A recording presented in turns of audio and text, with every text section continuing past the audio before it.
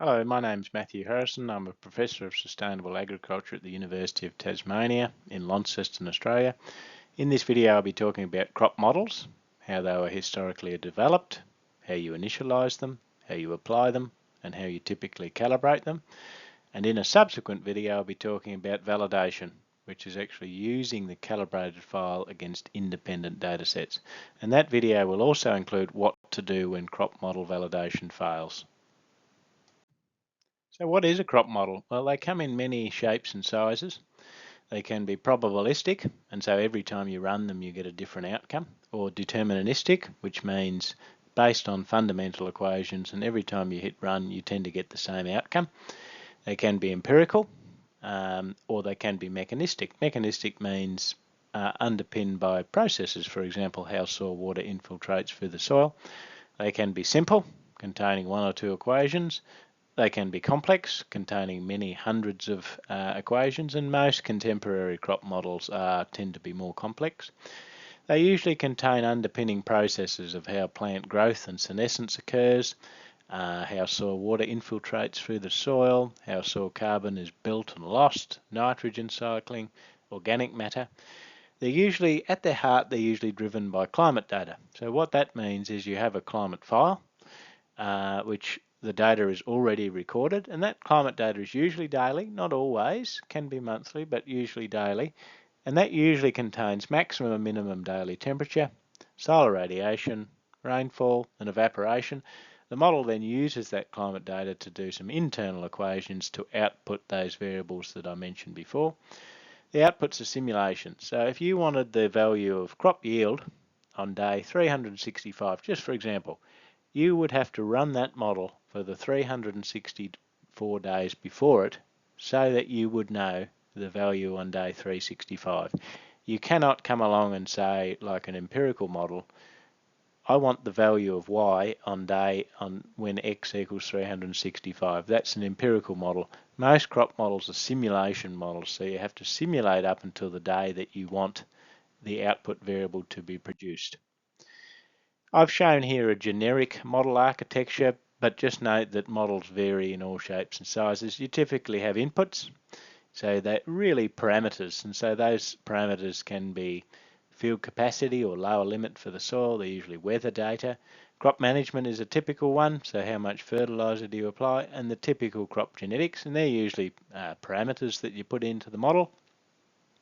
The model then does a bunch of internal processes, and so they might include phenology, which is crop development, and that's usually based on thermal time.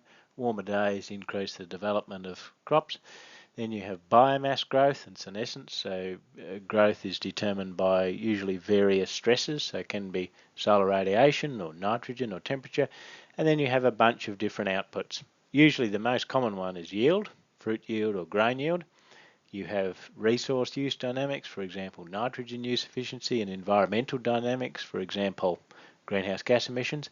And the big advantage of them is that you can run them over hundreds of years with different crop management, with different genetics, and come up with all sorts of different combinations. Probably one of the challenges is actually coalescing the data and interpreting it. Models are capable of developing large amounts of data. Most crop models are derived from other models, and many have their foundations in Dutch crop model foundations such as Papran and EPIC. Sucrose was another early one. Those models were then developed by various researchers and scientists over time. But models really, I like to use the analogy they're like babies. So they need regular attention and maintenance because the software evolves, and so if usually what happens is if the software outdates the model for which it was developed, the model is jettisoned, so it's no longer used. Many of the popular models are also easy to learn, they're easy to adapt, and they're easy to get help for. Each crop model usually has a bunch of underpinning models underneath it. And now they might be models for crops, for example, cotton or cowpea or field pea, and you usually only run one model at a time. Each model has its own developer and its own purpose. It might not be a crop model, it might be an erosion model or a nutrient simulation model or a grazing systems model, for example. AppSim has what's called plug and play, and many other models have this as well. So you pop in your fundamentals, so climate data, which you need. You might have a number of fields and the management. You then determine which crops you are going to use. You might use a particular crop and only run that. You might be looking at only soil nitrogen and only run that module. Users typically select the module that they want to use, and they don't typically run all the components of a model in a particular simulation. They're usually point-based, so they require detailed soil characteristics, although modern research is changing to a spatial nature. Some models don't simulate below ground processes. For example, the Australian grazing model GrassGrow. Others, for example, only simulate below ground processes. For example, Rothsea. You have to tell it what above ground carbon inputs are into that model. Others include both carbon and nitrogen cycling, where nitrogen and carbon cycling interact and are interdependent. For example, AppSim and DSAT and DayCent. Before using a model, and this is critical, this message, it's critical to understand why that model was developed. Often what happens is people use a model because they know of it or they're familiar with it without actually knowing its underpinning limitations, or more importantly, why it was developed. So if you don't know why a model is developed, you should look at that first, and that's usually in the help or the bio or the publications. And so often what we see is a model is used these days for a purpose outside which it was developed. And a common one is extreme events. So often you see people saying, okay, how do we simulate yield under extreme heat? Well, you need to really look at the model to see whether that actually captures the effect of extreme heat, and many of them don't. Yield might be slightly depressed, but the anthers don't actually die off, or you don't get barren heads because it doesn't contain the underpinning processes. So it's very important that you first of all look at why a model was developed, you look at its underpinning structure, and you work out whether it's appropriate to use for the aim. And that's not just for crop model, that's for any model in agricultural science more generally. Here I've shown what a typical soil moisture input looks like in a model. You have volumetric water on the x-axis and millimetres per millimetre, and depth of soil. The user is required to specify detailed soil characteristics, for example air dry, lower limit, which are typical values that are determined in the laboratory, as well as saturation, and that's the various lines that you can see on that curve there.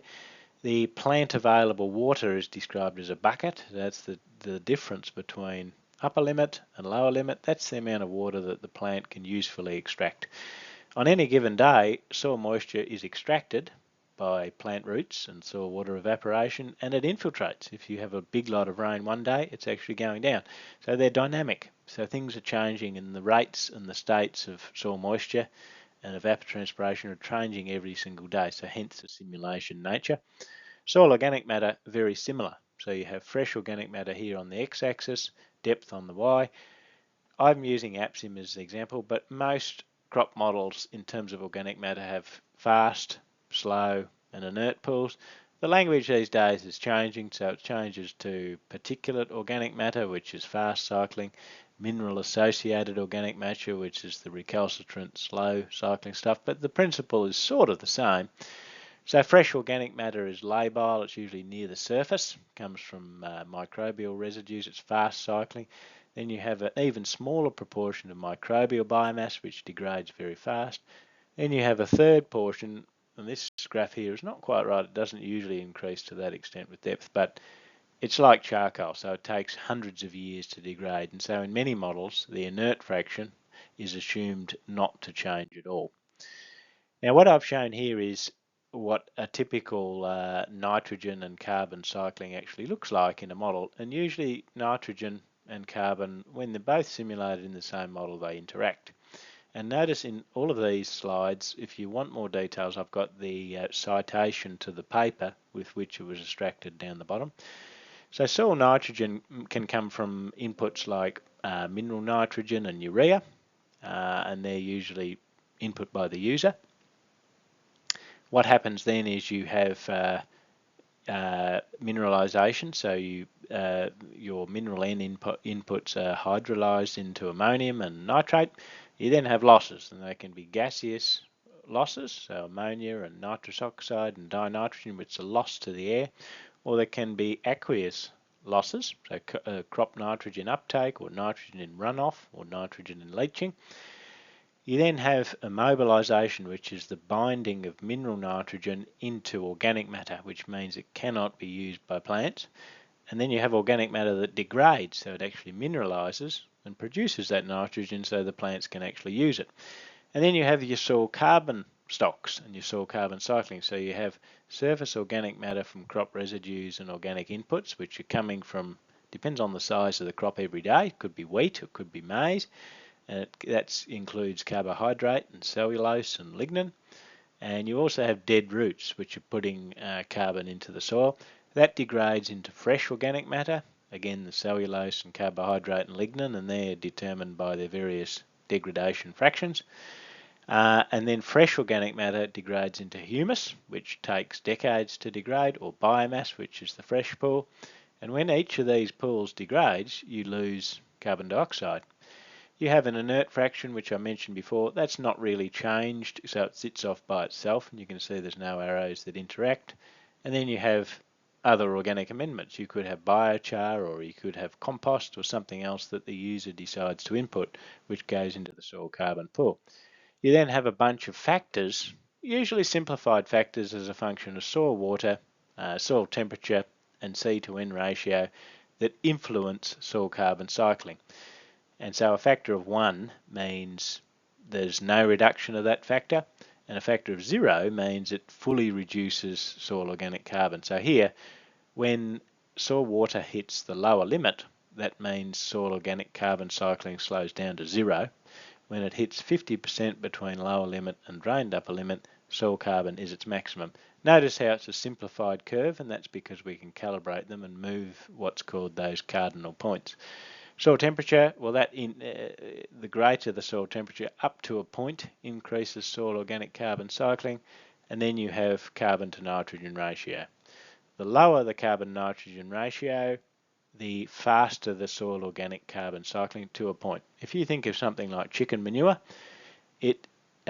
putting that on the soil contributes to much greater soil organic carbon sequestration than something like newspaper or sawdust, which might have a carbon to nitrogen ratio of 150. So what happens there is you immobilize nitrogen, and then it really slows down the effect of how you can accumulate or accrue that soil organic carbon.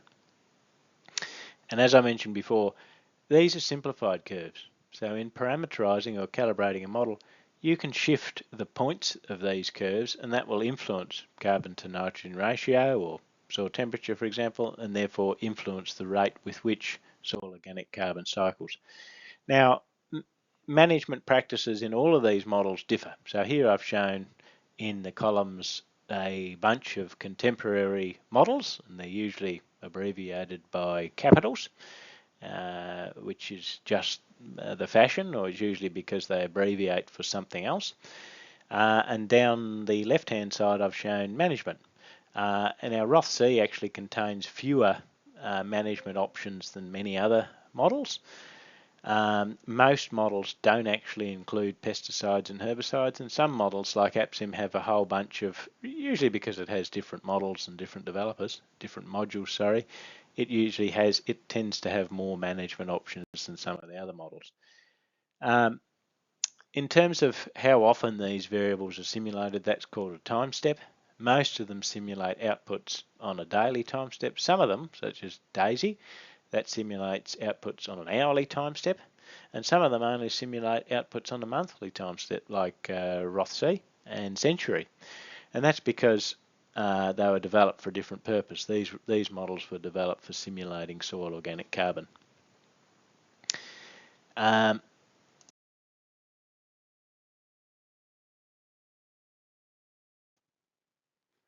So in a lot of these models, your equations governing decomposition of soil organic carbon are determined by first order kinetics, which is basically a first order differential equation. although some of them are more complicated. Soil moisture is usually simulated by a tipping bucket mechanism, which means that water infiltrates into a particular layer, and then the next day it infiltrates into the next layer and might be extracted from any particular layer from plant roots, depending on evaporation and the depth with which roots have reached, which are changing every day. Some of them are more complicated and allow two-dimensional approaches, which is, for example, the Richards equation. You might think, well, two-dimensional is not that complicated, but when you're simulating different variables on different days, tipping bucket is usually one-dimensional and it's much simpler. In some models, it's less conducive to error because Richards equation needs to be a finite element analysis and it needs a numerical solution, so it can be conducive to bugs. A lot of models have greenhouse gas emissions, carbon dioxide from diesel and electricity, or nitrous oxide from nitrogen fertilizers. Some models have methane from, for example, enteric fermentation from livestock. A lot of them have nitrogen as nutrients. A few of them have phosphorus. Many of them have carbon. Rothsea, for example, only has carbon. So if you're coming back to my earlier point, if you're looking at the effects of nitrogen fertilizer on soil carbon, you might not want to choose Rothsea because it doesn't actually have a nitrogen subroutine and doesn't mechanistically account for the effects of nitrogen on carbon. How do you actually apply a model? Well, the first step is in calibrating your model, and once you've calibrated your model, which means ensuring that the simulations appropriately match the observations of yield and soil water and soil organic carbon, you then take your calibrated files and then you compare those outputs against an independent set of observations that you haven't used in calibration, and that's called validation. A lot of people say to me, oh, it takes so long to validate a model, it takes ages to find peer-reviewed data. Well, spending the time is well worth the investment. Spend that time to find high-quality peer-reviewed publications with good data, depending on your variable of interest. If it's soil carbon, spend the time to find those papers that have your practice or your management practice and that actually capture multiple measurements of soil organic carbon. If it's only got one measurement of soil organic carbon, how confident can you be in that one measured point? You would want multiple measured points of soil carbon over the course of the season. You then conduct a sensitivity analysis, which means which parameters are you going to modify, and then how much are you going to modify them, and then work out how influential they are on the model outputs. So, for example, I might be looking at soil moisture or soil water, and I have a whole bunch of soil water characteristics: lower limit, drained upper limit, saturation. I change them by the same proportion, and this proportion is arbitrary. I usually choose plus or minus 50%, and then I find which one has the greatest impact on simulated soil moisture, and then I only use that parameter for calibration, or parameters. Don't use non-sensitive parameters. You then calibrate those parameters by tuning them so that the simulation best matches the observed data, which I'll talk a bit more about shortly. And in the second video, I'll talk about how we actually use the calibrated model to compare simulations with an independent data set. And finally, once we've done calibration and validation, we do the scenario analysis, which is really where the power of models comes into itself. You can use models to look at the effects of climate change on crop development and yield. You can use them to look at soil water runoff and infiltration into soil, nutrient cycling and leaching and uptake, fertilizer application and nitrogen use efficiency, the effect of irrigation on drought resilience, the effect of different crop genetics, greenhouse gas emissions increasingly common, including soil organic carbon. That you can use them for multiple factorial combinations, genotype by management by environment interactions. The challenge is not usually in running the model, it's in harnessing and synthesizing the outputs and how do you actually interpret them, because these models can generate hundreds of thousands of numbers. You then get your model outputs after the first run, and you might say, well, biomass is not sensible. It's too big. So how do I reduce my inputs, or how do I manipulate my model inputs so that simulated biomass is lower? Is it because the plant doesn't have enough soil moisture stress? In which case I might think about my lower limit and drained upper limit depending on the measured data that I have. Is it because it's getting too much fertilizer and it's not getting enough nitrogen stress? So think about the stresses that crops are actually facing. Try not to modify any parameters for which you don't have data for, or for which you cannot measure. So underpinning plant genetics or soil parameters such as rates of soil carbon decomposition, unless you have high quality data to support the calibration. And just remember, if you put rubbish in, you get rubbish out. A model is only as good as the assumptions that you use to put into it. People often have confidence in model outputs. I don't have confidence in model outputs until I know what the underpinning assumptions were. A model output is usually reflecting the assumptions of the user. So look carefully at what input assumptions are used in these models before you place too much confidence in the outputs. As an example, you can get soil carbon to do anything from these models. You can get it to rise for several decades, or you can get it to fall. And that might have no reality at all. It might be totally different to what's happening in reality.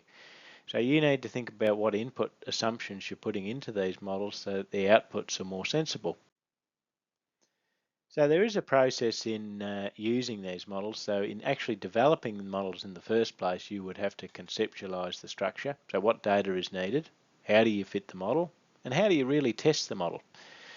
So you want to conceptualize the problem first of all, and then you go through each of these steps again. You want to simplify your modeling process, and then you want to ask yourself, is it actually fit for purpose? Have I underfitted the model, which means I haven't actually parameterized it to a suitable level of accuracy, or have I actually overfitted it, which means overcalibration, which we'll talk about shortly.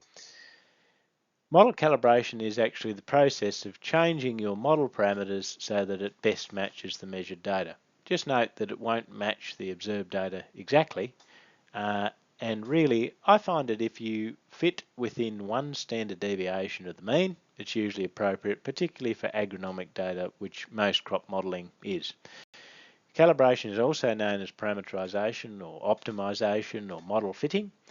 Calibration can be iterative, it can be trial and error, it can be stepwise, or it can be automated. The choice of calibration really depends on the aims of your study. You can do a stepwise calibration, so that's where you adjust the model in steps.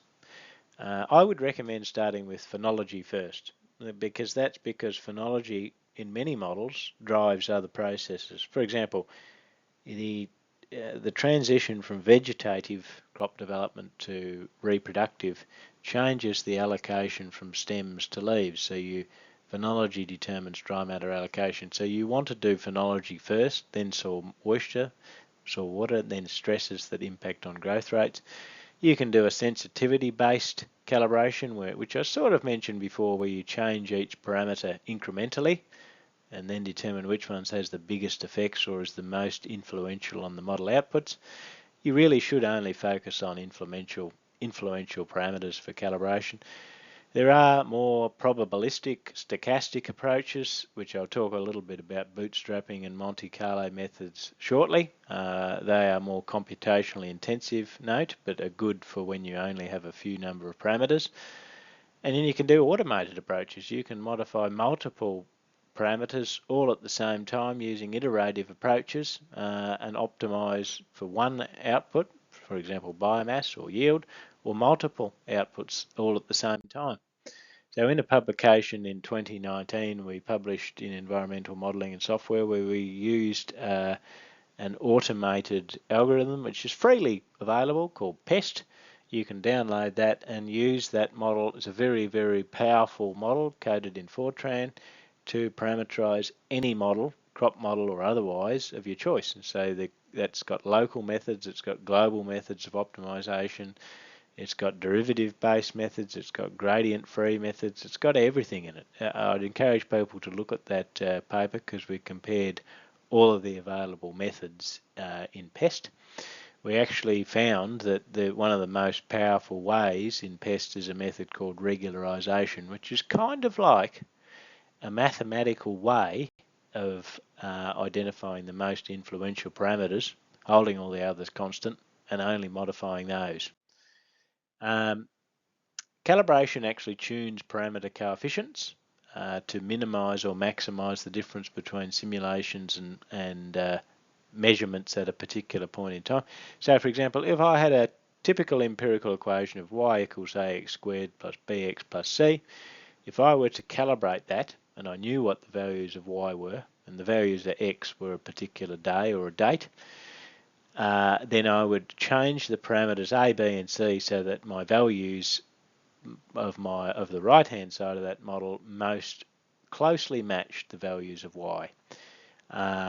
If you're using an automated calibration protocol, parameters are usually given an upper bound and a lower bound. Otherwise, the automated routine will vary the parameter outside the bounds that should be varied, and you'll tend to get an error. Bayesian calibration is a statistical form of calibration. It's usually iterative sampling of probability distributions, so you have a prior distribution of a particular parameter. If you think of a frequency of values that it might contain, usually a normal distribution, but it could be something else. Then you have a posterior distribution, which is the probability distribution after calibration. And again, you've got a distribution, you're not exactly certain what the value is, you have a distribution of what the values might be. Where there's little knowledge about a parameter value, you can have what's called an uninformative prior or a weakly informative prior. And the distribution that emerges after calibration is called a posterior distribution. Bayesian approaches are good. They come up with probabilistic outcomes, but they require large amounts of validation data than typical analytical calibration, which is also called as frequentist approach. So here I've shown the red curve, the broad curve represents a strong prior belief. So we've got a mean value of 0 for this in this particular case with a standard deviation of about 2.5. It goes through its calibration, and then the frequency that there's a much higher probability that the parameter value is about 1.25 and the standard deviation is much lower. In contrast, if you have a weak prior belief, you can see that the prior distribution is much broader. So the y-axis here is the frequency of the value, the x-axis is the probability of that parameter value, and so you can see that post-calibration here we've still got quite a broad distribution. Monte Carlo is a very old form of mathematical algorithm, so it's often used in calibration. Basically uses random sampling to estimate parameter values. If you randomly sample a value, it might be close to the true parameter value, it might be far away. The next value might be dead on, the next value might be off. So it basically fires a number of points, and from the points that if you generate enough values, the output, you increase in certainty that you find the true parameter value. Markov chain Monte Carlo is a similar version, but it's more like an informed version of Monte Carlo. So it uses a sequence. So instead of randomly sampling parameters, one to the next, one might be accurate, one might not be, it uses a sequence where the next value depends on the current state and whether it's reduced the difference between the simulations and observations or not. And many other optimization routines work in that way. Here, for example, I've shown a number of different Monte Carlo samples where the red curve represents the prior distribution, the blue curve represents the true distribution, and you can see with 100 samples our prior distribution is less close to what it would be. That should actually be the posterior distribution, is less close to what it would be than doing a larger number. So if we do 50,000 samples, you're much closer to the true distribution, but the runtime to actually get to that posterior distribution is much, much higher. Equifinality, because crop models have many, many parameters, it's very easy to get the right answer for the wrong reason. It's very easy to get the same answer with different parameter combinations, and that really at its heart is what equifinality is. It's where you have different parameter combinations to get to the same result. Basically, you get the right answer for the wrong reasons, you can get the right answer for many wrong reasons. So you should always look, how do you avoid equifinality? You should always look at the sensibility of your biomass, of your soil moisture, of your phenology, of your yield. Is it realistic? And if you don't know whether it's realistic, just look at the peer-reviewed literature. What type of yields would you reasonably expect for wheat in your environment? What type of ranges would you normally expect for an empirical study of soil of volumetric moisture? What typical soil carbon stocks would you expect? Does it flower at the right time? Does growth slow during stress? Does soil moisture follow your expected trends? Do a sensibility test. So increase nitrogen application more and more and more and see what happens. Does the model actually give you what you would expect? And if it doesn't, does that indicate that something is wrong? Possibly. So here I've shown leaf area index on the Y and days after planting on the X. Before calibration, we had a much higher simulated leaf area index, and after calibration, you can see that the model, which is represented by this line, is much closer to the measured points. Similarly with shoot biomass, before calibration, it was some way off the measured data, and after calibration, it's much closer. Notice how we're putting an error bar with the measured data. That's usually one standard deviation from the mean is usually enough. So my red curve here is passing through one standard deviation, so that's probably okay for that point. Just remember, you don't have to pass the simulation exactly through the measured point because there is some error in the measured data.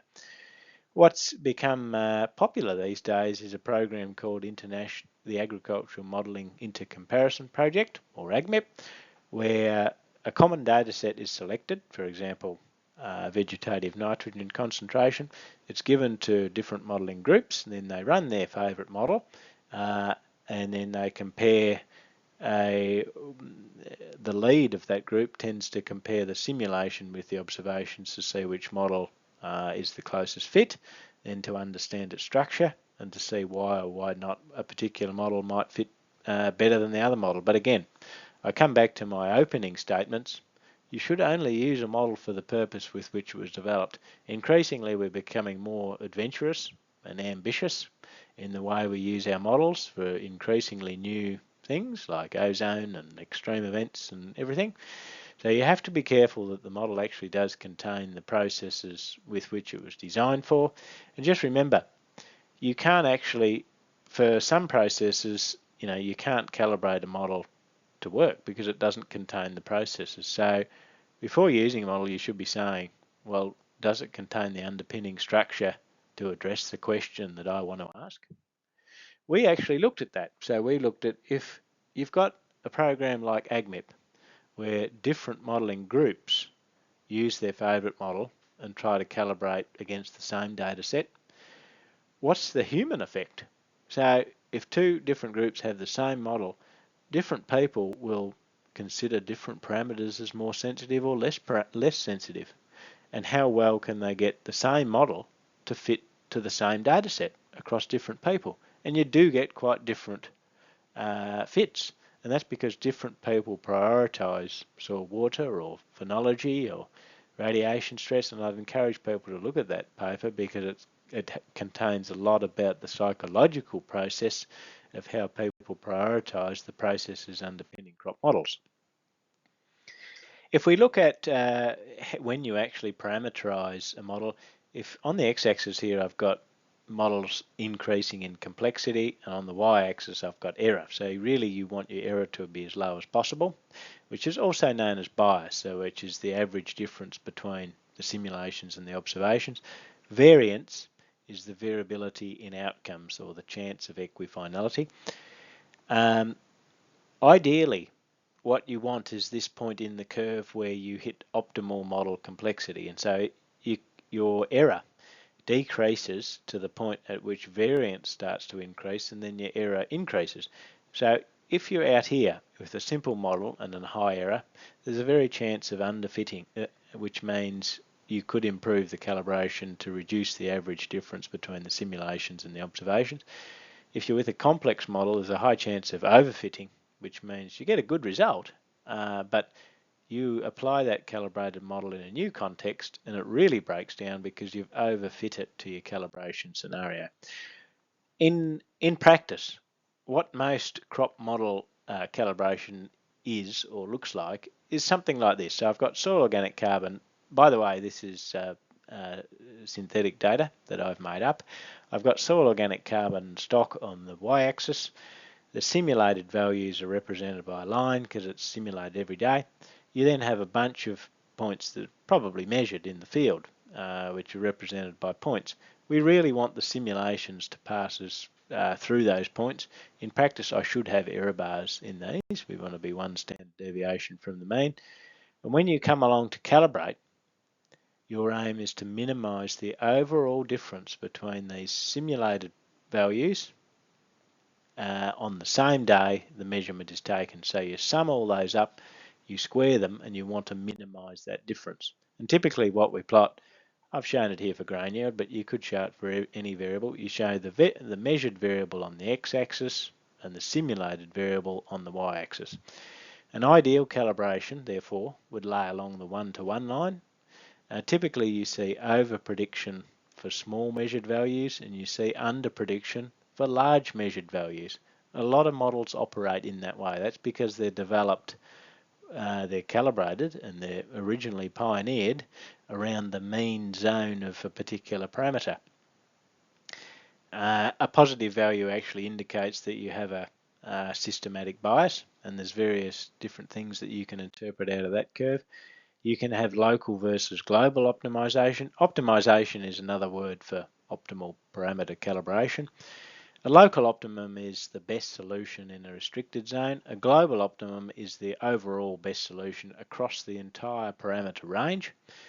Local methods, for example, gradient descent, ideal for well-behaved convex functions, which mean they only have a particular second gradient, second derivative rather. Global methods are better for complex and non-convex, multimodal and discontinuous problems. So what I've shown here is an idealized parameter value, and I've shown function of x, which is the overall difference between your simulations and the observations. And for any particular variable, you might get a curve like this. So you have a local optimum. And if you only optimize at a local variable, you might come to that point, which is not the overall global minimum, but it's a local minimum that minimizes the difference between the simulations and the observations. You might have another local minimum, which is less than the other local minimum that you found. You might have a local maximum. You might have a global minimum. You might have multiple local maxima or multiple local minima. But optimization problems can be intractable. And that's because we have if, or, and, or else statements in models, and that means they're not continuous. They have jumps, they have rugged zones, they have the whole lot. So you can have multiple values for the same, multiple y values for the same particular value of x, which you would have for this ellipse here. You can have a vertical asymptote. So if you happen to move your parameter value to that asymptote, you get an error while you're optimizing. You can have a discontinuity. You can have an undefined zone due to an and or if statement. You can have a kink, which will cause an error in an optimizer that's based on derivative-based method, which requires a smooth slope. You can have a local maximum. You can have a plateau, or a region where you get very slow progress. You can have a rugged zone. Now, it's convincing to think that, well, we have global optimizers and we have automated methods. Why don't you just plug it all in, set the bounds of a parameter, plug it all in and let it go? In practice, it doesn't really work that way. The best solution is obtained by identifying sensitive parameters for your target variable, leaving your other parameters as default if you're not interested in a particular variable, calibrating your variables in order of independence, phenology first, then soil moisture, then stresses on biomass production, nitrogen stress, temperature stress, then your soil carbon or soil nutrients, and finally your grain yield. And hopefully by the time you get to grain yield, having calibrated everything else, grain yield turns out to be right anyway. You should always try to calibrate as fewer parameters from the default as possible. You restrict your parameters to sensible ranges guided by peer-reviewed literature, and you modify as fewer parameters as possible. That's all I wanted to say for today, but I do encourage you to hang around and have a look at the next video where we talk about validation, validation statistics like root mean square error, mean absolute error, the sensitivity index, what the differences between them mean, what to do when validation fails. So should you use another model or should you pick another evaluation statistics? And then finally how to do scenario analysis with your validated model. Thanks very much for watching. I hope to see you in the next video.